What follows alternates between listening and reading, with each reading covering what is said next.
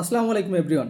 হয়তো মধ্যপ্রাচ্যে আজকে পুরো লন্ডভন্ড হয়ে যাইতে পারে, তেমনই সম্ভাবনা জোর হয়েছে এবং তেমনই দেখা যাচ্ছে সোশ্যাল মিডিয়া বা নিউজ চ্যানেলগুলোতে। সম্প্রতি ট্রাম্প যে আলটিমেটাম দিয়েছিল ইরানকে, তার শেষ দিন আজকে, এবং ট্রাম্প বলছে যে আজকে রাতেই হয়তো বা তিনি ইরানের উপরে কি করবেন, হামলা করবেন যদি ইরান স্যালেন্ডার না করে। তিনি বলছেন যে তাদের পাওয়ার প্ল্যান্ট এবং যেসব বিদ্যুৎ কেন্দ্র, সব ব্রিজ, সব বিভিন্ন গুরুত্বপূর্ণ জায়গায় অর্থনৈতিক যেগুলো বেস বেশি তাদের, সেসব বেসগুলোতে কি করবে, অ্যাটাক করবে এবং ডিস্ট্রয় করে দেবে। এবং সেই হুমকি তিনি দিয়েছিলেন এবং বলছিল যে ইরানকে তারা ধ্বংস করে দেবে বা তাদেরকে সে পাথরের যুগে পাঠাবে, এবং অনেক গালি ইউজ করছিল তিনি।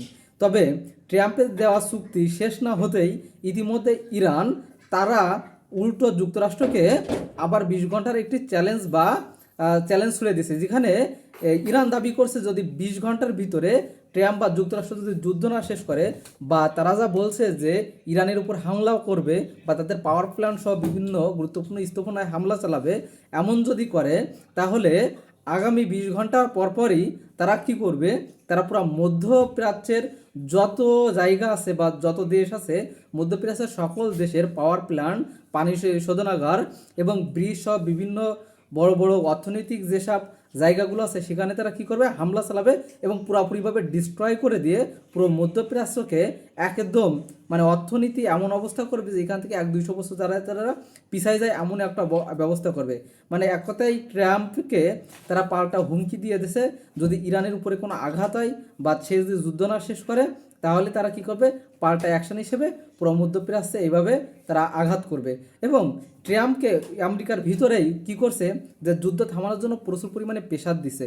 অলরেডি টাইম ম্যাগাজিন তারা একটা পোস্টার ছাপাইছে, যেখানে বলছে যে কিভাবে ট্রাম্প এই যুদ্ধ থেকে বের হবে। এবং যারা কিনা মাস্টার মাইন্ড ছিল এই যুদ্ধকে নিয়ে যাওয়ার, তারাও বলছে এখন যে পেট্রোডলার চুক্তিটা খুবই সংকীর্ণ হয়ে গেছে বা খুবই রিস্কি আছে। সুতরাং তারাও পরামর্শ দিচ্ছে বা তারাও চাপ দিচ্ছে যে যুদ্ধটাকে খুব দ্রুতই শেষ করার। তাও যদি ইরানের সাথে ইরানের চুক্তি মেনেও নিতে হয়, তাহলেও নিতে হবে। আর যদি তাই হয়, তাহলে এখানে পেট্রোডলারের পরিবর্তে চীনের মুদ্রায় কি হবে, আবার তেল কেনা বেচা শুরু হয়ে যাবে। এবং ডলারের যে আধিপত্য ছিল, আলটিমেটলি সে আধিপত্য আস্তে আস্তে কি আছে, ভঙ্গুর আসছে বা আধিপত্যবাদ আস্তে আস্তে কমে যাচ্ছে, এটাই বলা যায়। তবে দেখা যাক আজকে রাত্রি কি হয়। তবে মনে হয় না যে তেমন কোনো ম্যাসিভ আক্রমণ করবে ইরানের উপরে। যদি করে তাহলে অবস্থা খুব ভয়াবহ হবে। তবে যেহেতু আমেরিকার প্রেসিডেন্ট ডোনাল্ড ট্রাম্পের মতো একজন পাগল প্রেসিডেন্ট, সুতরাং বলা যাচ্ছে না আসলে কি হতে পারে।